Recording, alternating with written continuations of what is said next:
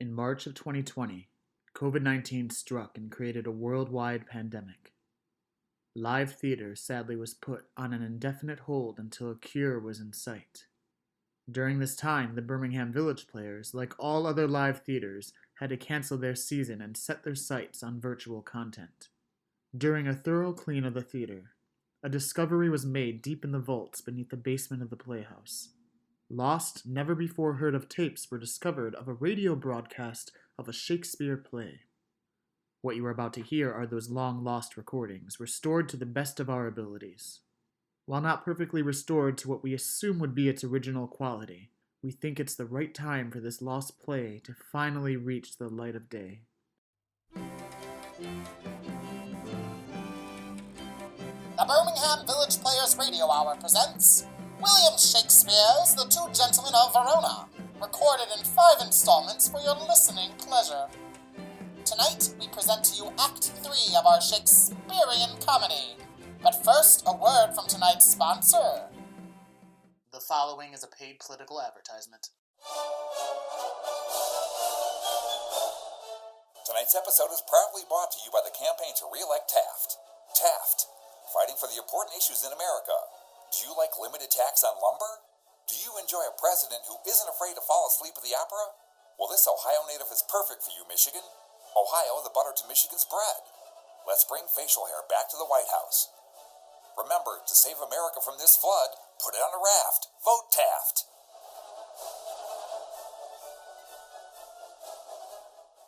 Brought to you by the Oversized Bathtubs of America Corporation. Thank you, sponsor. And now it's time to continue on with this radio retelling of the Shakespearean comedy. Now sit back, relax, and let us continue this tale of Proteus and Valentine. Act 3, Scene 1. We find ourselves in the beautiful city of Milan, at the Duke's palace. The Duke and Sir Thurio are walking together from the dining room, discussing Sylvia's dislike for Sir Thurio. The young Proteus enters from the other side of the corridor and walks quickly towards the Duke. Sir Thurio, give us leave, I pray, a while. We have some secrets to confer about. Sir Thurio, with a pouty sneer, exits. Proteus turns on his theatrics, ready to set his plan in motion. Now tell me, Proteus, what's your will with me? My gracious lord, that which I would discover, the law of friendship bids me to conceal. But when I call to mind your gracious favors done to me, undeserving as I am, my duty pricks me on to utter that which else no worldly good should draw from me. No, worthy prince, Sir Valentine, my friend, this night intends to steal away your daughter. Myself am one made privy to the plot.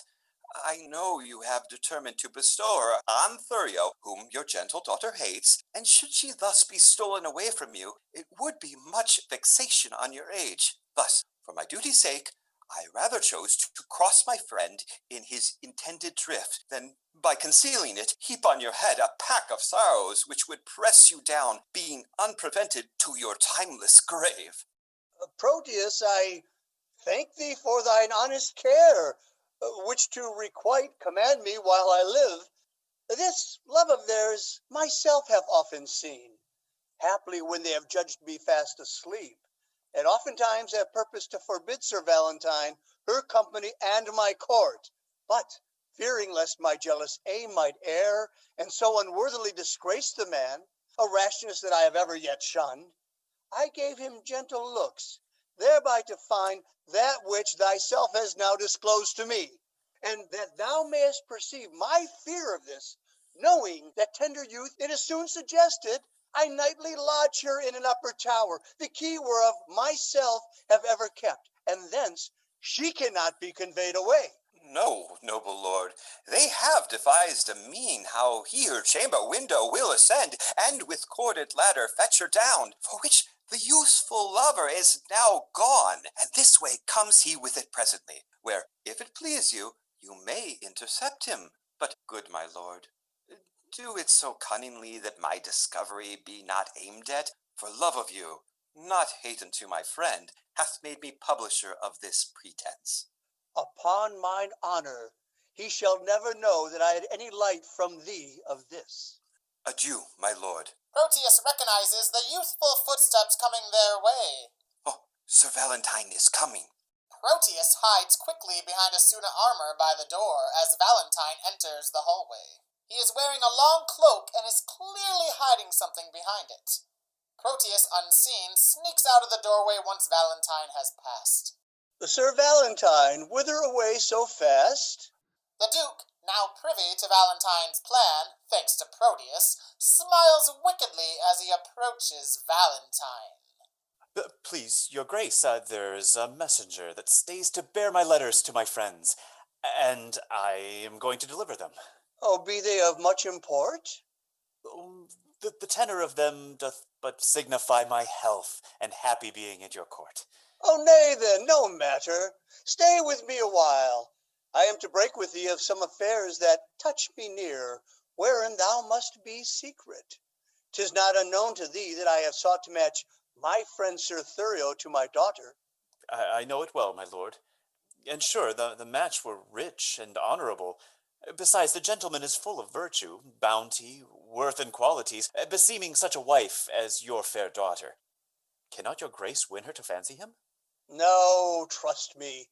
She is peevish, sullen, froward, proud, disobedient, stubborn, lacking duty, neither regarding that she's my child, nor fearing me as if I were her father. And may I say to thee, this pride of hers, upon advice, hath drawn my love from her. And where I thought the remnant of my age should have been cherished by her childlike duty, I am now full resolved to take a wife, and turn her out to who will take her in. Then let her beauty be her wedding dower. For me and my possessions she esteems not. What would your grace have me to do in this? There is a lady in Verona here whom I affect, but she is nice and coy, and naught esteems my aged eloquence. Now, therefore, I would have thee to my tutor, for long agone I have forgot to court. Besides, the fashion of the time is changed. How, in which way I may bestow myself to be regarded in her sun-bright eye. Win her with gifts, if she respects not words.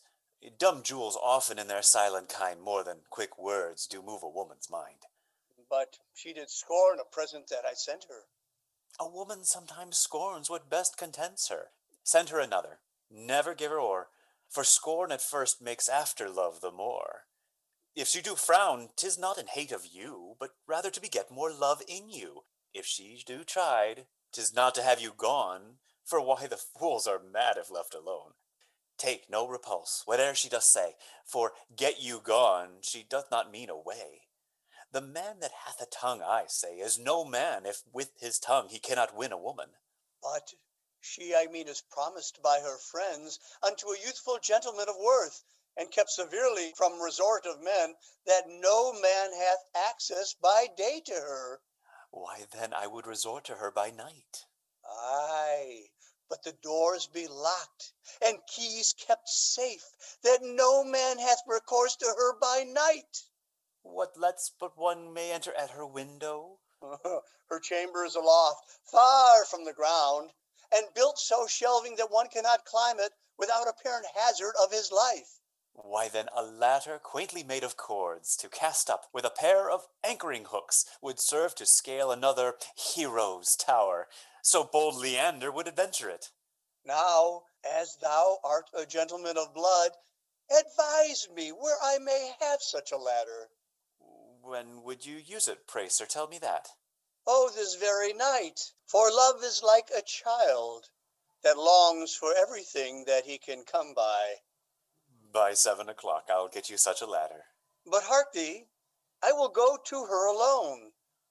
How shall I best convey the ladder thither? It will be light, my lord, that you may bear it under a cloak, that is of any length. It suddenly dawns on Valentine that the Duke's love may be a farce, and the Duke is playing him a fool. A cloak as long as thine will serve the turn? Aye, my good lord. Then let me see thy cloak. I'll get me one of such another length. Why, any cloak will serve the turn, my lord. How shall I fashion me to wear a cloak? I pray thee, let me feel thy cloak upon me. The Duke snatches the cloak off Valentine. A letter and a small ladder fall from inside. The Duke picks up the letter. Valentine is frozen in fear. Huh. What letter is this same? What's here? The Duke reads the letter. To Sylvia? And here an engine fit for my proceeding. I'll be so bold as to break the seal for once. My lord. My thoughts do harbor with my Sylvia nightly, and slaves they are to me that send them flying. Oh, could their master come and go as lightly, himself would lodge where senseless they are lying. My herald thoughts in thy pure bosom rest them, while I, their king, that hither them inopportune, do curse the grace, that which such grace has blessed them. Because myself do want my service fortune, I curse myself for they are sent by me, that they should harbor where their lord would be. Ha! What's here? Sylvia, this night I will enfranchise thee. 'Tis so. And here's the ladder for the purpose. Why, Phaeton, for thou art Merop's son, wilt thou aspire to guide the heavenly car, and with thy daring folly burn the world? Wilt thou reach stars because they shine on thee? The Duke rips up the letter and lets Valentine's broken love fall like snowflakes to the ground. The Duke grabs Valentine by the collar of his shirt. Go, base intruder! Overweening slave, bestow thy fawning smiles on equal mates, and think my patience more than thy desert is privilege for thy departure hence. Thank me for this more than for all the favors which all too much I have bestowed on thee. But if thou linger in my territories longer than swift expedition will give thee time to leave my royal court, by heaven, my wrath shall far exceed the love I ever bore my daughter or thyself. Begone! I will not hear thy vain excuse, but as thou lovest thy life, make speed from hence. The Duke releases Valentine and storms off, leaving Valentine alone. Valentine slowly falls to the ground, eyes wide, lost to the world. And why not death rather than living torment? To die is to be banished from myself. And Sylvia is myself. Banished from her is self from self, a deadly banishment. What light is light if Sylvia be not seen? What joy is joy if Sylvia be not by? Unless it be to think that she is by, and feed upon the shadow of perfection. Except I be by Sylvia in the night, there is no music in the nightingale. Unless I look on Sylvia in the day, there is no day for me to look upon. She is my essence, and I leave to be, if I be not by her fair influence fostered, illumined, cherished, kept alive. I fly not death to fly his deadly doom. Tarry I here, I but attend on death, but fly I hence, I fly away from life. Proteus and his servant Launce enter. Run, boy, run, and seek him out. Launce turns to see Valentine and immediately points to him. So ho! What seest thou? Him we go to find. There's not a hair on's head, but 'tis a Valentine. Valentine? No, Who then? His spirit? neither. What then? Nothing. Can nothing speak? Master, shall I strike? Who wouldst thou strike? Nothing. Villain, forbear. Why, sir, I'll strike nothing, I pray you. Sirrah, I say forbear. Friend Valentine, a word. My ears are stopped, and cannot hear good news. So much of bad already hath possessed them. Then in dumb silence I will bury mine, for they are harsh, untunable, and bad. Is Sylvia dead? No, Valentine. No Valentine indeed for sacred Sylvia. Has she forsworn me? No, Valentine. No Valentine if Sylvia have forsworn me. What is your news? Sir, there is a proclamation that you are vanished. That thou art banished? Oh, that's the news. That thou art banished from hence, from Sylvia, and from me, thy friend. Oh, I have fed upon this woe already, and now excess of it will make me surfeit. Doth Sylvia know that I am banished? Aye, and she hath offered to the doom, which unreversed stands in effectual force, a sea of melting pearls, which some call tears. Those at her father's churlish feet she tendered, with them upon her knees, her humbling self, wringing her hands. No more! Unless the next word that thou speakest have some malignant power upon my life. If so, I pray thee breathe it in my ear as ending anthem of my endless dolor. Cease to lament for that thou canst not help, and study help for that which thou lamentest. Time is the nurse and breeder of all good. Here if thou stay, thou canst not see thy love. Besides, thy staying will abridge thy life. Hope is a lover's staff. Walk hence with that, and manage it against despairing thoughts. Thy letters may be here, though thou art hence, which being writ to me shall be delivered, even in the milk-white bosom of thy love. The time now serves not to expostulate. Come, I'll convey thee through the city gate, and ere I part with thee, confer at large of all that may concern thy love affairs. As thou lovest Sylvia, though not for thyself, regard thy danger along with me. I pray thee, Lounce, and if thou seest my boy, bid him make haste and meet me at the north gate. Go, Sirrah, and find him out. Come, Valentine. Oh, my dear Sylvia, hapless Valentine. Proteus helps Valentine up and rushes him out of the palace.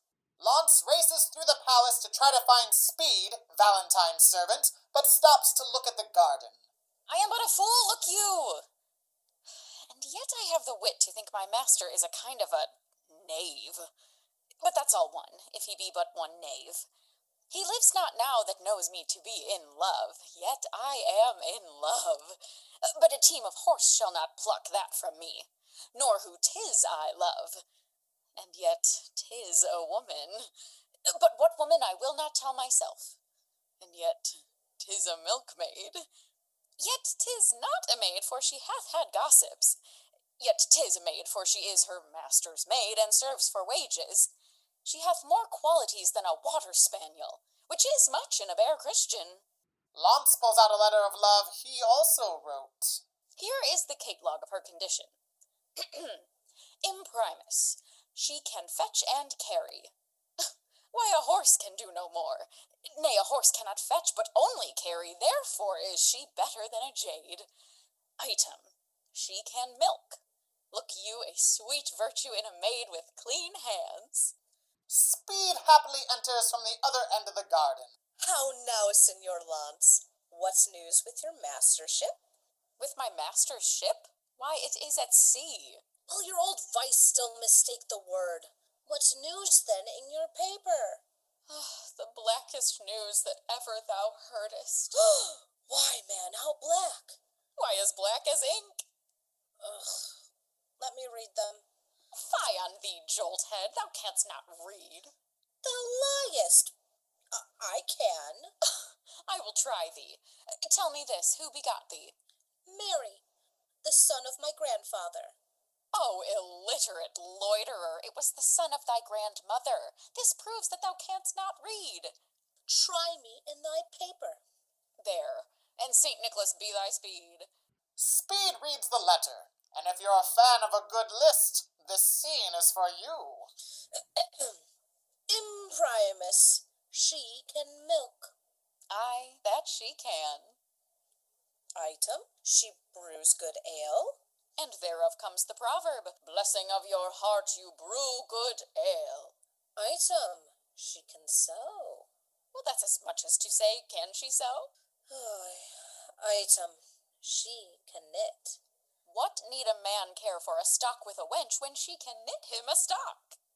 Item, she can wash and scour. A special virtue, for then she need not be washed and scoured. Item, she can spin.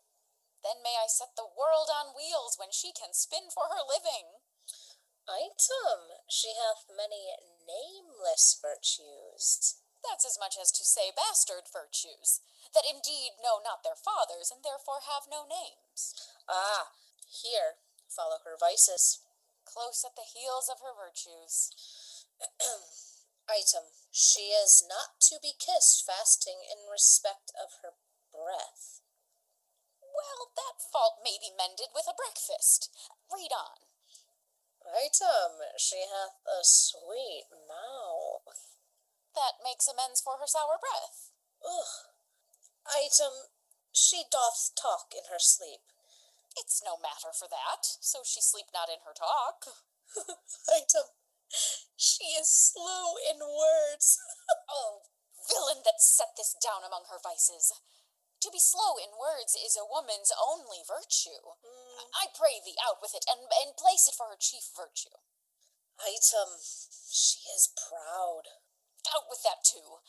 It was Eve's legacy, and it cannot be taken from her. Item, she hath no teeth.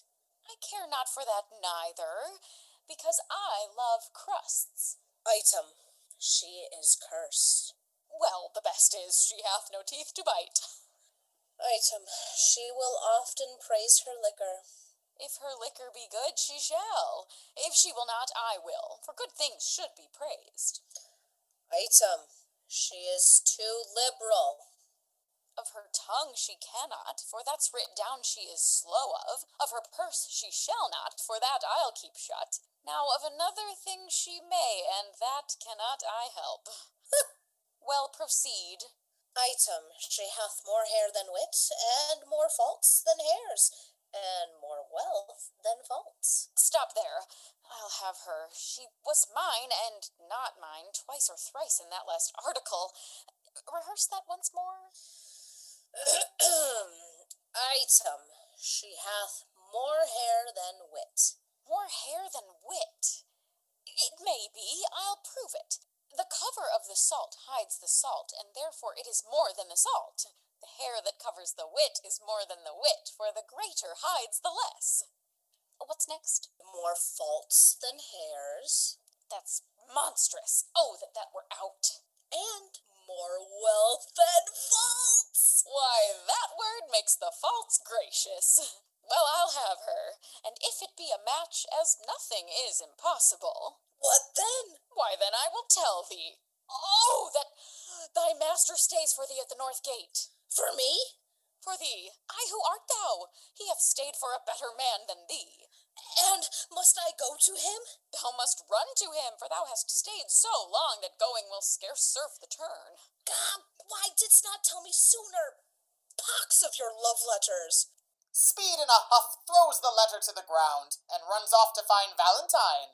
Now will he be swinged for reading my letter, an unmannerly slave that will thrust himself into secrets. I'll after, to rejoice in the boy's correction. Lance picks up his letter and shrugs as we turn to Act 3, Scene 2. Later that same day, the Duke and Sir Thurio are walking in the garden. Sir Thurio is trying to wrap his brain around how Sylvia could love Valentine and not him. Sir Thurio, fear not, but that she will love you now that Valentine is banished from her sight. Since his exile she hath despised me most, forsworn my company, and railed at me that I am desperate of obtaining her. This weak, impressive love is a figure trenched in ice, which with an hour's heat dissolves to water and doth lose his form. A little time will melt your frozen thoughts, and worthless Valentine shall be forgot. Proteus enters, turning on his theatrics yet again. How now, Sir Proteus? Is your countryman, according to our proclamation, gone? Gone, my good lord. My daughter takes his going grievously. A little time, my lord, will kill that grief. So I believe. But Thurio thinks not so. Proteus, the good conceit I hold of thee, for thou hast shown some sign of good desert, makes me the better to confer with thee. Longer than I prove loyal to your grace, let me not live to look upon your grace. Thou knowest how willingly I would effect the match between Sir Thurio and my daughter. I do, my lord. And also, I think thou art not ignorant how she opposes her against my will. She did, my lord, when Valentine was here. Aye, and perversely she perseveres so. What might we do to make the girl forget the love of Valentine and love Sir Thurio? Oh, the best way is to slander Valentine with falsehood, cowardice, and poor descent. 3 things that women highly hold in hate. Aye, but she'll think that it is spoke in hate. Aye, if his enemy deliver it. Therefore it must with circumstance be spoken by one who she esteemeth as his friend. Then you must undertake to slander him. And that, my lord, I shall loathe to do. 'Tis an ill office for a gentleman, especially against his very friend. Where your good word cannot advantage him, your slander can never endamage him. Therefore, the office is indifferent, being entreated to it by your friend. Oh, you have prevailed, my lord. If I can do it, by aught that I can speak his dispraise, she shall not long continue to love him. But say this sweet love from Valentine, it follows not that she will love Sir Thurio.